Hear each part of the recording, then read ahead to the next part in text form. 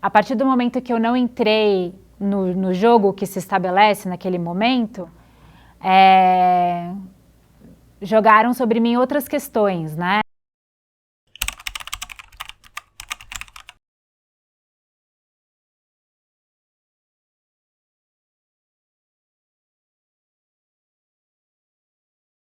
Abafaram nossa voz, mas se esqueceram de que não estamos sós.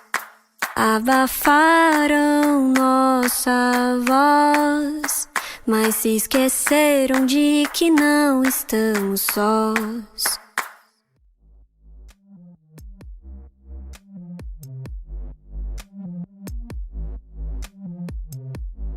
Em todo ambiente de trabalho, cobranças são necessárias. Data de entrega de um projeto ou de um material, reuniões e resultados. Mas você sabe diferenciar essa relação entre o assédio moral? O assédio moral é toda e qualquer conduta que caracteriza comportamento abusivo intencional, e muitas vezes frequente, através de atitudes, gestos e frases. Isso tudo tem como consequência situações de humilhação, constrangimento e até mesmo danos psicológicos à saúde da pessoa. Essa situação é ainda mais frequente entre as mulheres. Uma pesquisa promovida pelo Grupo de Planejamento mostrou que 90% das mulheres já havia sofrido assédio moral no mercado audiovisual, contra 76% dos homens. Essa hostilidade vivida nos ambientes de trabalho coloca outra coisa em jogo: a saúde. 62% das mulheres afirmam ter sofrido algum sintoma psicológico ou físico por causa de assédio moral. Uma das minhas primeiras chefes na Discovery, uma pessoa que era até muito carinhosa, muito querida, ela falou assim para mim: engorda, sua vida vai ser mais fácil. Eu não entendi o que era aquilo naquele momento, mas muitos anos depois, num ambiente mais machista, eu passei a entender, porque a Discovery tinha muitas mulheres e muitos gays, era um ambiente muito diverso. Dos 300 funcionários, mais ou menos, que existiam no prédio da Discovery nos Estados Unidos naquela época, só 7 eram americanos, então era realmente muito diverso.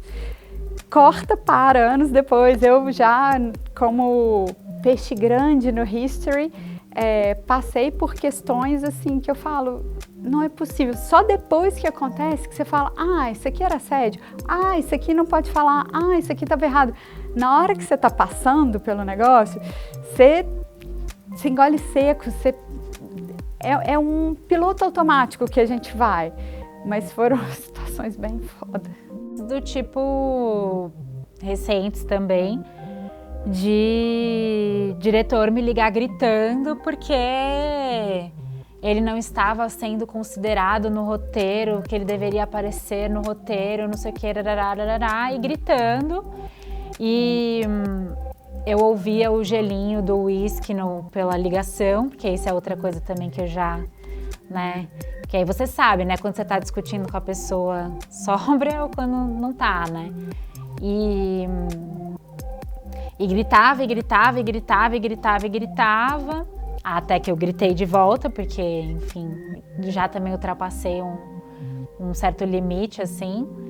E depois, no dia seguinte, eu fui falar com a produtora executiva, né?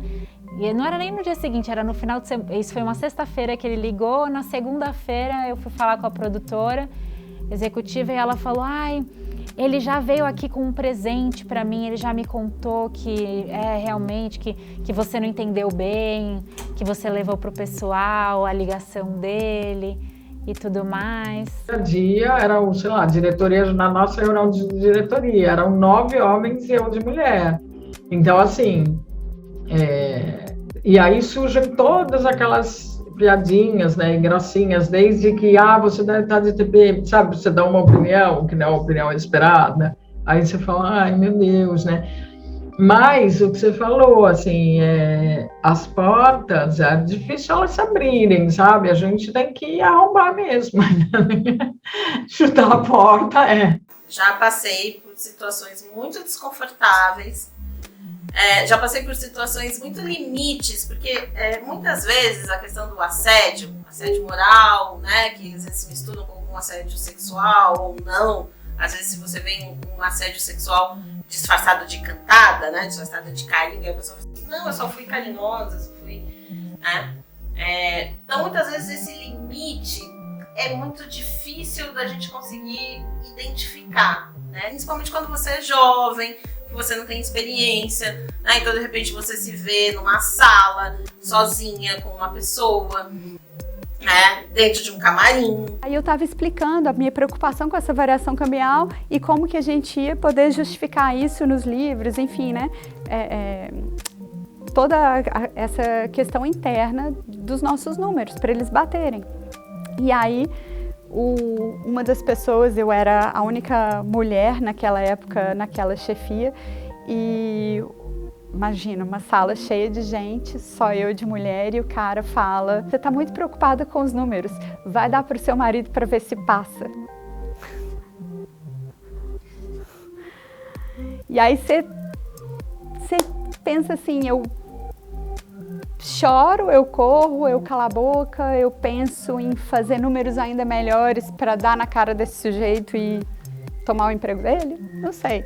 Passa tudo pela sua cabeça, mas você fala, nossa, um homem talvez não passasse por isso, né? Mas abuso moral de um diretor em cima de mulheres, que ele grita com as mulheres, desmerece as mulheres, e é só com as mulheres, não acontece com os homens. E várias pessoas já foram para a supervisão dessa emissora reclamar disso, e a supervisão é direcionada por uma mulher que ouviu tudo isso. Só que o que me deixa muito magoada e chateada é que nada é feito às vezes. Se a gente às vezes não toma iniciativa e vai lá e denuncia e processa, fica por isso mesmo e o cara continua lá. As mulheres vão saindo, porque ninguém aguenta, e o cara continua à frente, gritando, desmerecendo o trabalho das mulheres, porque você não vê ele gritar com homens, mas com mulheres ele grita.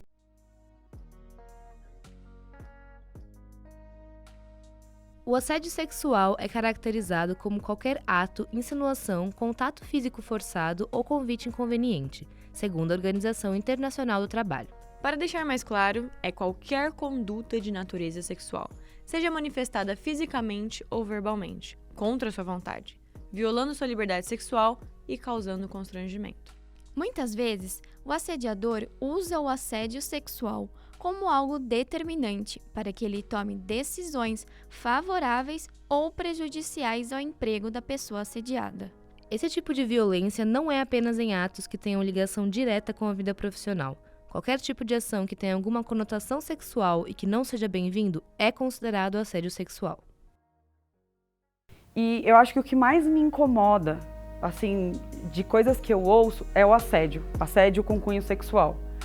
Porque sempre que uma mulher chega para realizar algum trabalho e você, por mais que você tenha um pouco de intimidade com a equipe até, sempre tem alguém que vai fazer uma brincadeira com a sua roupa, com o seu peso, com o seu cabelo, com a forma com que você se porta, se você é simpática, se você é educada. Nossa, não foi simpática, nem me deu oi.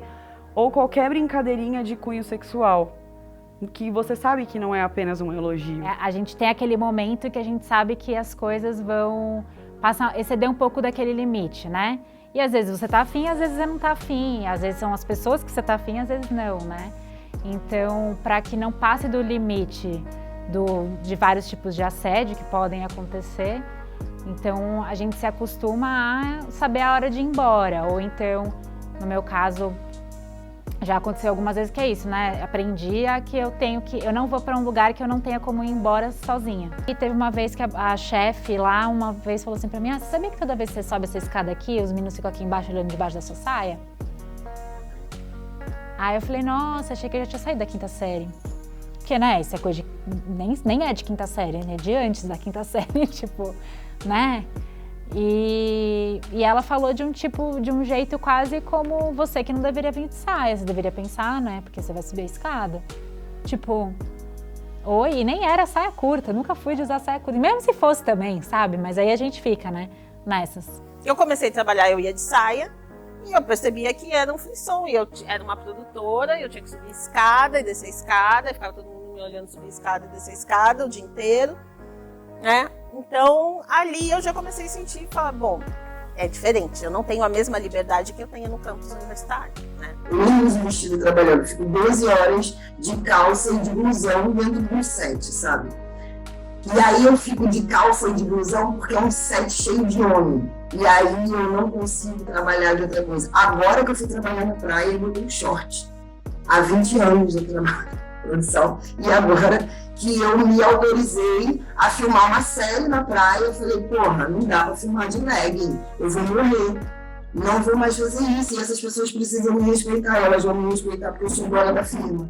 Eu acho que para a gente ter um lugar para conseguir recorrer, denunciar e tudo mais, o complicado é que a gente trabalha dentro dessa coisa do PJ, né? Então, na verdade, você tem contrato com as empresas. Acho que isso tem mudado com os streamings têm linha de denúncia hoje em dia e tudo mais.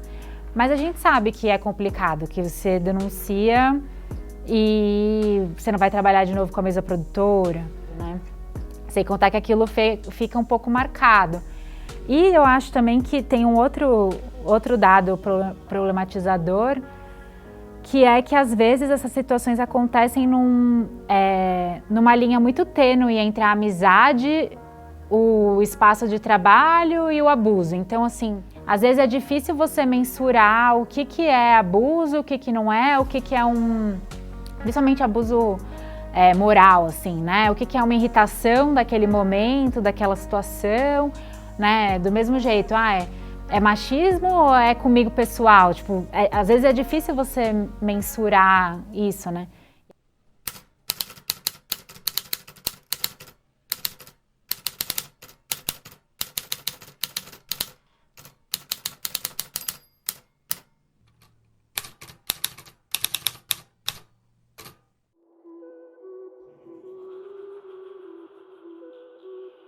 Tinha uma ideia também de que para você chegar nesses lugares você tinha que se masculinizar, né? Então você tem que falar que nem os homens, tem que fazer piada que nem os homens, tem que rir das outras mulheres, né? Acho que tem um pouco esse jogo, assim, né?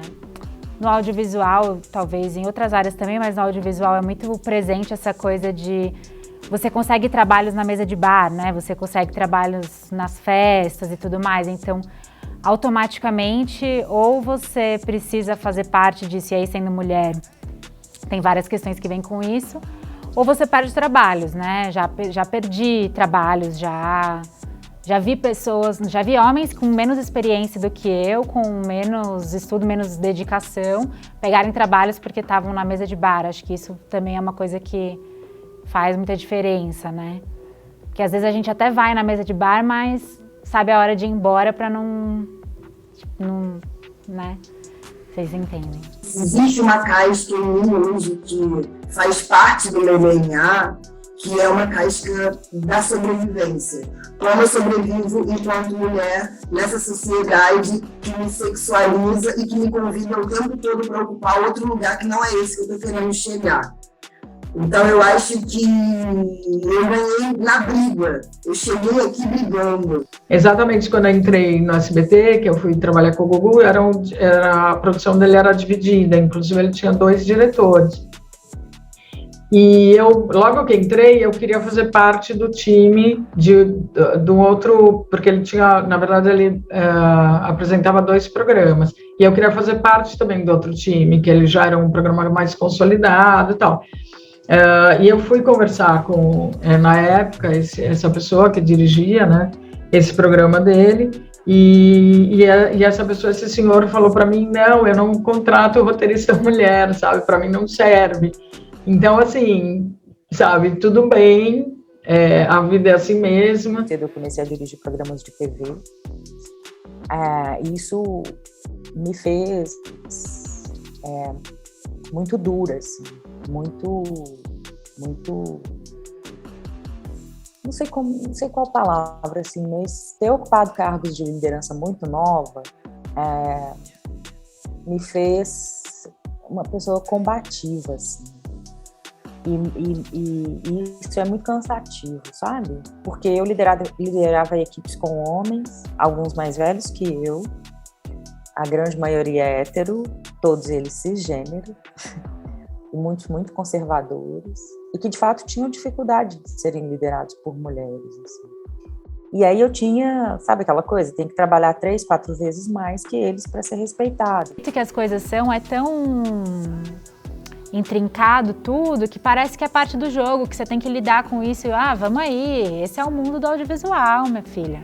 Você não deu conta, tipo, não é pra você, entendeu? É meio que essa a vibe geral, né? Assim, ninguém vai dizer isso exatamente desse jeito, mas é o que passa, né?